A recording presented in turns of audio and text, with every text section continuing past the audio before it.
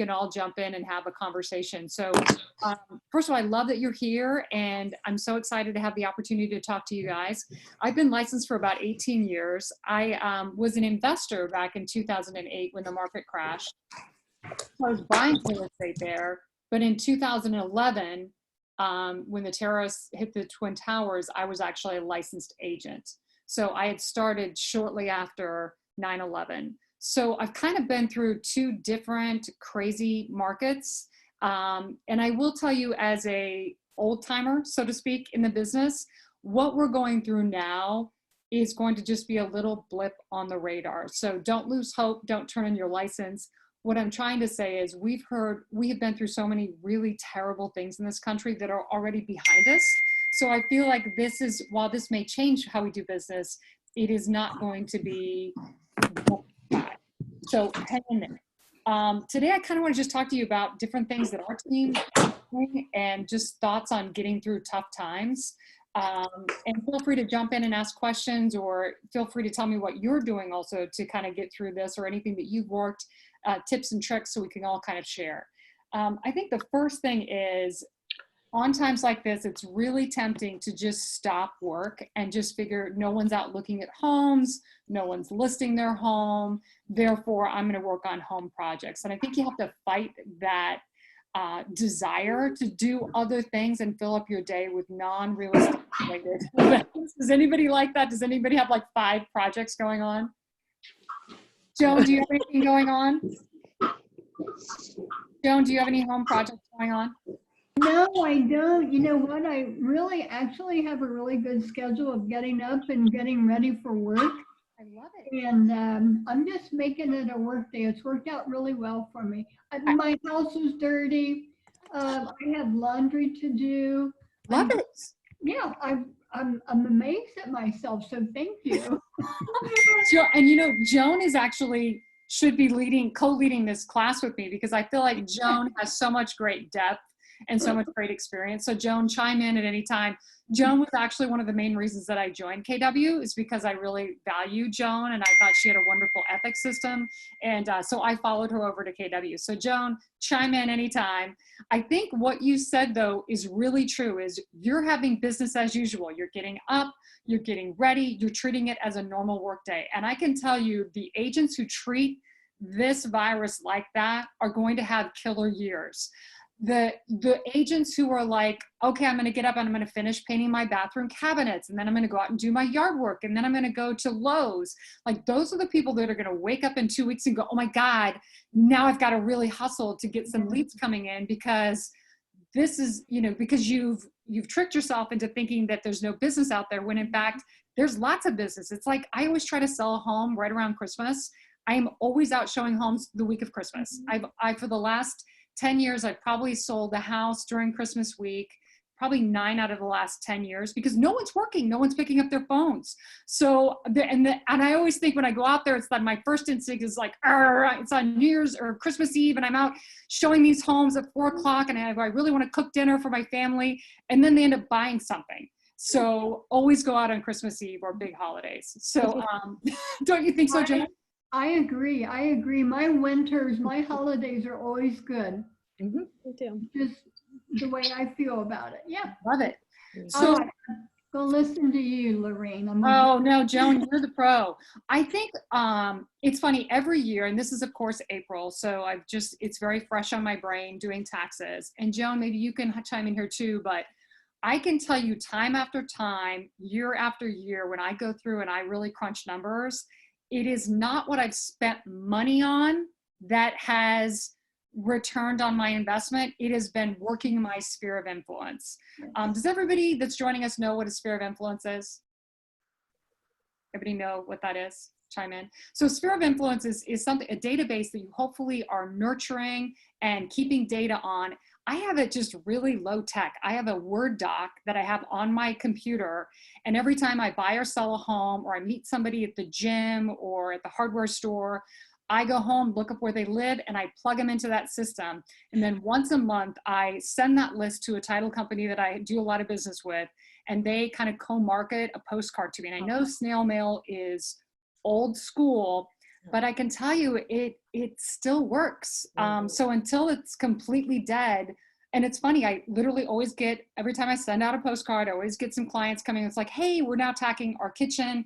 I know you mentioned this handyman, but do you have anybody else? Because he's not returning my calls, or who's your best painter? So it's a great way to get yourself in front of your former clients. And I would try to get your sphere of influence in a database right now. If you don't, it's a great time to do that stuff. And B, be religious and partner with the title company and come up with a schedule 8 times out of the year. And then they can even pre-make the cards and stay on you. Like they'll reach out saying, hey, your card is, you're going out in a week. Did you want to change your message? Because it'll force you to continue to work your sphere.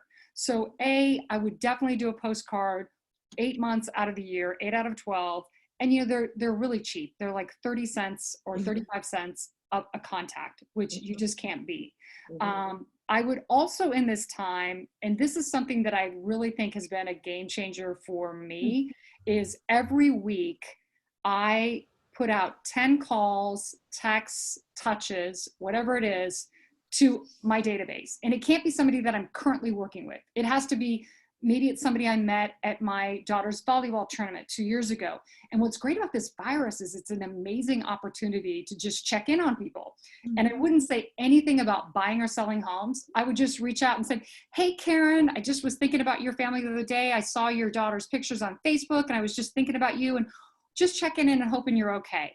That's it. And I make myself do 10 of those a week. And I actually have a journal where I literally write down all of my names. So I make sure I don't call the same person 2 weeks in a row. And it can't be somebody that you're currently working with. It has to be somebody deep in your database. And if you do that 10 a week, I swear on the Real Estate Bible, your business will turn around. So force yourself 10 touches a week with clients. And so that's also a great way to do it. But don't mention anything about real estate or selling, because it's not a sales call. It's a check-in and seeing how you're doing. But then when they need help with real estate, hopefully they'll remember you and your touches. So those are 2 things I would definitely do. Again, 10 touches a week. I also think in this time, it is really important, and Joan, chime in on me with this. I think it's a really important time to analyze your buyers. So by analyzing your buyers, we've all been out with clients. Like I've had clients that I've been out with for literally years. And every week I think, man, I'm just so tired of wasting time. Are you ever going to buy a house? And I get so close to firing them. And then they get close and they really like a house. And then someone else pulls the trigger. So there are clients like that are worth investing because maybe they're looking for such a specific product and a specific house, but you've worked with them before. So you are confident that when that special house comes around, they're going to pull the trigger. So I keep them in. But I think what we started to do, and Joan, you tell me what you do too, is we have it's kind of an algorithm. I hate to use the word scale, but it's a way for us to statistically analyze who we're out with and who we need to be spending time with. So we try to have 5 things on the list. And for our team, it's motivation, realistic, fear factor, timing, and does what they want exist? So here's our 5 factors that we really grill on. Again, it's motivation, realistic, how realistic are they? Fear factor, are they terrified to buy or will they go for it when they see it? Timing, and that means, is the taxi light on? Like if they see it, will they go? And does what they want exist? So on each one of these categories, we scale them or we rank them on a scale of 0 to 5. So let's just say my friend Susie. Love my friend Susie. Is she motivated? On a scale of 1 to 3? She's probably 4, okay? Is she realistic? No, she's a 3 out of 5. So she's not very realistic. Fear factor, she's a 5. She has no fear. She sees it, she will go for it. So she's a 5 out of 5 on that. Timing, is the taxi light on? I would say she's a 3. And then does what they want exist? I would probably say a 4. So of that, we've got 4, 5, 6, 7, So she's a 19 out of 25. She's going to be in my car. So I think what you do is you go through and you'll find people that are ranking like 15 out of 25. And you're like, you're either not on my buyer board or you're so far down because I can't be out with you every week because you're 15 out of 25. Does that make any sense at all? And I think we all have, if you're working with enough buyers, we all have buyers that are maybe like a 10 out of 25. And we keep going out with them thinking that something's going to change if we see the right house, or, you know, if we just invest in them a little bit more, they're going to have no fear and they're going to get realistic and they're going to buy a house. But when in fact, some people just aren't ready. And I will say, I think in this market with the virus and people's unemployment or people's concern of what their business is going to look like after we get through this, I think the fear factor is very much a question mark for a lot of people. What are you guys seeing out in the field? What are you guys seeing out in the field? Nikki, what are you seeing? Nikki? Joan, what are you seeing? Can you hear me? You know what, I think a lot of it depends on the price range. Right. Yeah, because if they're in that upper price range, like 800, 900,000, they probably have jobs that they don't have to worry about being laid off or furloughed or whatever. Right. So, I mean, that's my only thought. I see a lot of contracts coming in the door at our office. I mean, there's a lot of people out there buying, so. Is there a specific price point that you're seeing, like the suites? Is it like 2 to 3? Are you seeing a lot of? Yeah, 2 to 3 a lot. Seems like in that middle range, like 4, 5, not a lot. Yeah. And then you go up higher and then there's more buyers. So right. I don't get it. I mean, I agree. I do think, yeah, and we've heard war stories of buyers literally just not showing up to close. I think I don't know if it's happened in our office, but I have another real estate friend that's with another company, and she was saying that they had 2 buyers that literally just didn't show up to close. So exactly. yeah. And, you know, I think, work your sphere first and foremost. It is so important. And does everybody feel like they have a good grasp on their sphere of influence? Is everybody working their sphere right now? Yes, pretty much. No. Okay, so it's funny. A very successful agent who's downtown right now, when he was young and he was coming up in the ranks, he kept looking and he's like, I helped him a little bit here or there when I could. He was such a young kid. And he looked at me and he's like, God, I'd give anything to have your sphere. And I looked at him and I'm like, man, I'd have anything to have your sphere because you're 21. So we kind of analyzed his sphere. Because he kept trying to go after the 400 to 500 price point, second, third time home buyer. And they just had a hard time believing in him because he was a newbie. Even though he grew up in a real estate family, he was 20, 21 years old, and he was just a little green, and he was a good kid, and he knew a lot about real estate, but it's hard to, you know, buy a $500,000 acquisition with a 21-year-old. It just is, unless you really get the time to know them, and if they have like a different level of maturity and experience that they bring to the table in sales. So we analyzed his sphere, and I'm like, you know, you're going after the wrong sphere. Right now, you're 21 years old. I would go and I would find some beach volleyball places. I'd join a couple beach volleyball leagues. I would join a church. If you are not involved in like a youth program at church, look for specific under 40 business programs. Look for guys and girls that are around your age, 20 to 30, because that's an amazing sphere. And get out of your office. Like, I think sometimes when things hit the fan, we always kind of like detract a little bit from our spending. And instead, this is the time when we need to be going out to get takeout and support our local businesses. This is the time when we need to look at joining beach volleyball if you're 21 years old. So I think, you know, heading into this spring/summer market, what are ways that you can get out there in your community, in your church, in your kids' school, where you can have your own wonderful sphere of influence? Because what's great is your sphere is not my sphere and my sphere is not your sphere. And every once in a while they overlap a little bit, but not significantly. So find your groove and find your sphere and look for things that genuinely interest you. Like if you're really into church, then look at maybe doing church mentoring or church volunteering or giving back on a church charity. I say church because I think that that's in churches, you tend to have an opportunity to meet a lot of people that you don't know because they're not necessarily from your neighborhood. I think farming your own individual neighborhood is critical.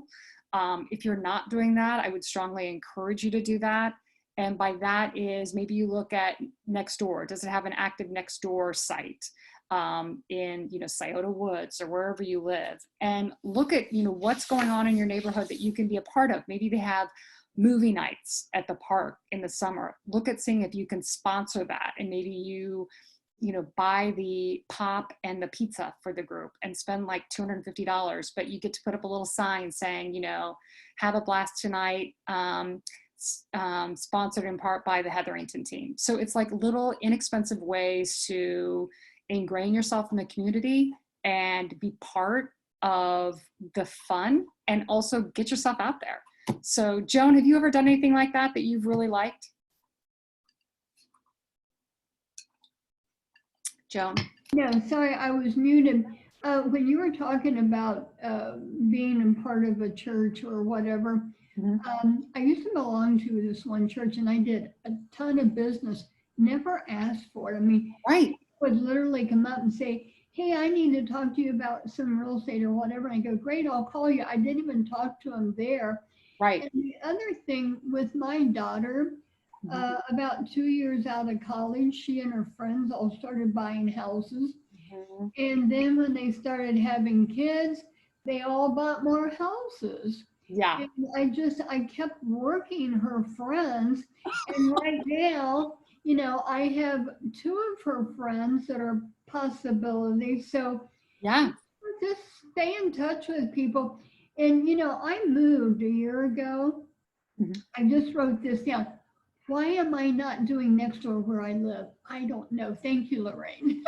Maybe something because it's a great time to be working on those little things, Yeah. And even if you're not advertising on Nextdoor, you could be like just every other day, hop on Nextdoor, the feed. And I love how you said you were in church and you never mentioned that you were in real estate. You never talked about it. You didn't, like, there's some people that try to like wear Keller Williams gear everywhere they go. Like, I don't own a single piece of thing that says Keller Williams except for a t-shirt that I was given. And I don't even know where that is right now. I don't mean that because I just don't think people. Probably a dust rag. I think it might be, don't tell Dana, but I think it might be a dust rag. And it's just because and everybody's different. But I feel like that almost is like people want to stay away from you because they're afraid that you're going to hit them up for something. So I always keep it very on the low key.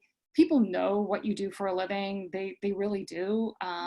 So I would definitely and I love how I said, hey, I'd love to talk to you. And just say, I'll call you later. That's great.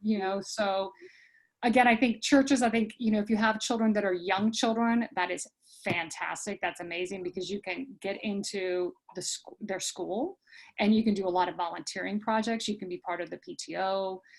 That's amazing. I did that all throughout my kids when they were growing up, and it was just so much fun. And it was also a great source of business. And now that they're older, Joan, I'm like you, they're now like William's good buddy just bought a house the other day. And so that opens up a whole nother sphere, so to speak. So your sphere is always changing and evolving. It actually should be changing and evolving. And I think one of the hardest things is when your kids get older, you kind of have to recreate the wheel because you're so used to them being in school. But there's just as many, if not more, opportunities to get out into the community and to serve, and in turn, have the opportunity to grow your book of business and your sphere of influence. So I think now is totally the time to get out there. And I don't know, like maybe it's just me and I've just been through these things before, but I think Ohio is going to start to open up in about 2 weeks and life will get back to our new normal and we'll be out there. And I think that summer and fall is just going to be an amazing market. But if you're not working in it now, you're not going to have those leads that when the switch, flips, you're not going to have that, hey, that great house just came open in Wellington, let's go. Because you've been not doing your work and getting up like Joan every day, getting dressed and going, treating it like a normal day. So I think to recap. Don does. I see Don sitting there.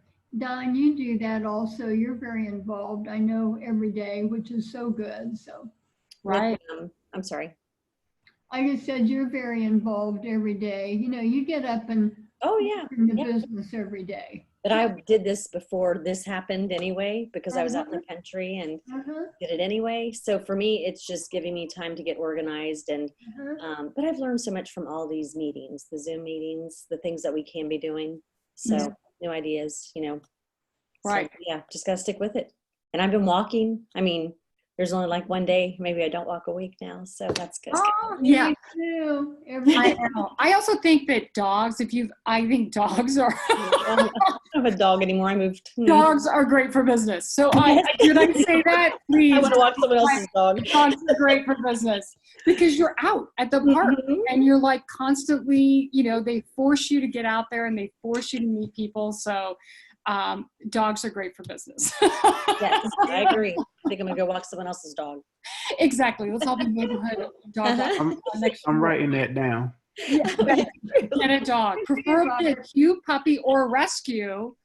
But I mean, dogs could be like your thing. I think that's the biggest thing with life is find out what truly excites you and what lights you up, and then try to figure out a way to get more into it. Maybe I have some friends that are super into rescues, and I love that. And they're all about rescuing and adopting and what do they call foster dogs? So they're very much into that, and that's their niche. So that's their groove. So if you don't have a niche or you don't have a groove, now's that great time to kind of look inward and do a little soul searching and find out maybe you have a little bit more time on your hands, and this is the time to pick up a new hobby or a new skill set that can lead you to that next level. So that's the fun thing about real estate is it's always changing. But I do believe first and foremost, it really comes down to your sphere of influence and your attitude.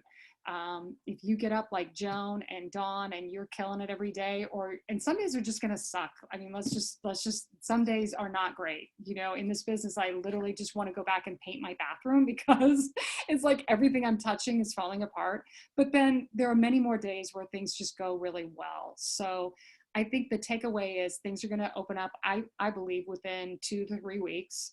I think the people that are working their spheres now and that are working hard and they're getting up and they're treating today as like a normal business day, and they're developing their sphere of influence and they're doing something with their sphere of influence, whether it be partnering with a title company and making them force you 8 times out of the year to send out a postcard. You have to force yourself 10 touches a week back into your data bank.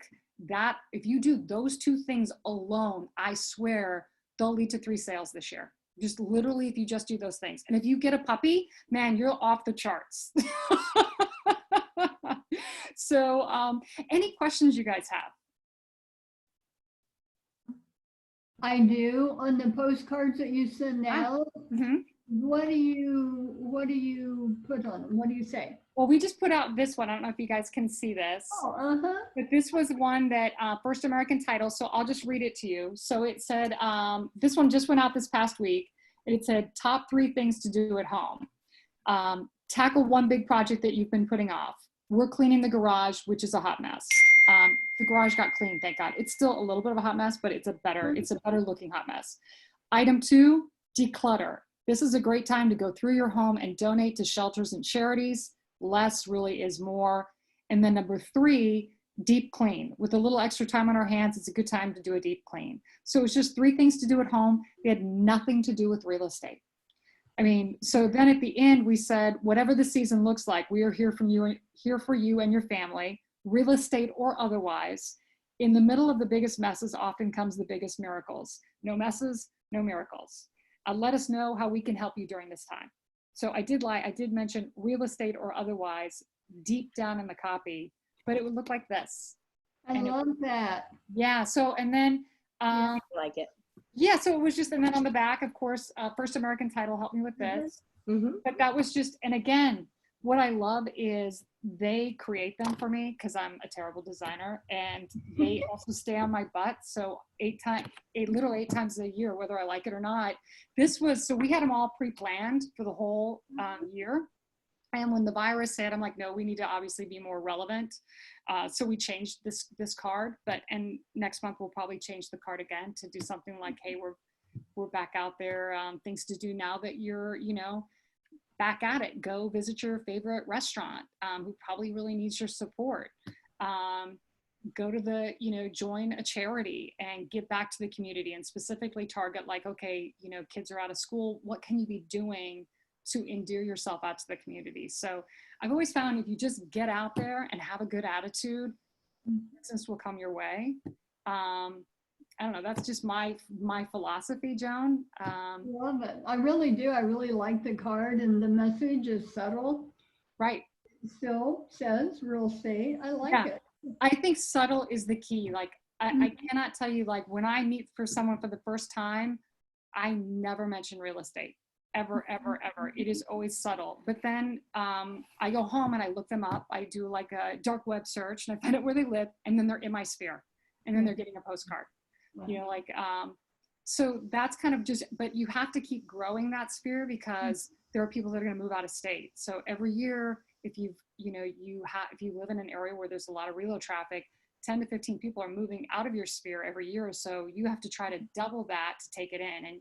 And the number to have in your sphere is 500. If you can get 500, you're golden. And even, I put 500 in there, and like some of them are people that I from my kids' school. Maybe they've bought and sold homes and it hasn't been through me, but you know what? They're still in my sphere because you never know why people choose someone else. Maybe they're in a space of life where they just don't want a lot known about what they're doing, and they don't hire you. And it's easy to take offense to that, but you just have to realize that everybody's just doing the best that they can. And there was a reason they went with Joe Schmo and not you. And it stung a little bit, but you got to get over yourself and keep them on the drip campaign, because you never know that next time that they move, the wife could come back and say, we should have used Lorene. She's really good at this. And let's go back to her. So, I mean, a lost opportunity is not always a lost opportunity. It just may not be right there when you think you need it, or when you think that sale was yours. Sometimes you need to just be humbled. And I think that's what real estate keeps doing, is whenever you think you've got it down, like something happens like this virus, and you're having to re-examine your work ethic and what you do to generate leads. So keep growing and keep learning and keep having a great attitude. And I think this is the greatest business in the whole wide world. The other day I was thinking about all these people that I know that got fired or laid off. And my son was even saying, he's like, Mom, our business is tough, but no one can fire us. And I said, you're right. And it's the best business in the world because no one can fire you. You can just fire yourself because you aren't working hard enough, or your skill set isn't where you need it to be. Well, you can do something about both of those things. You can work harder, and you can go on these Zoom calls, and you can define your skills or pick up tips and try different things and then share them with people. Because I think this is a great business too, because I think we learn a lot from each other about what's working and what's not. And my sphere is not your sphere, and your sphere is not my sphere. So why wouldn't I want to share with you what is working? So any other questions? You guys have been such a good little group. Everybody's been so quiet today. I feel like I'm on a Dana Zoom call where I'm always muting myself. Well, listen, it has been an absolute pleasure talking with you guys. If you ever have any questions or need anything, my cell phone number is 614-284-8622. 614-284-8622. You can shoot me a text if you're ever out in the field and run into a pickle or have a question. Always reach out to me, and I'm happy to help you guys in any way that I can. That's good. Thank you. Thanks, Joan. Bye. Bye, guys. Thank you. See ya. Thank you. Bye.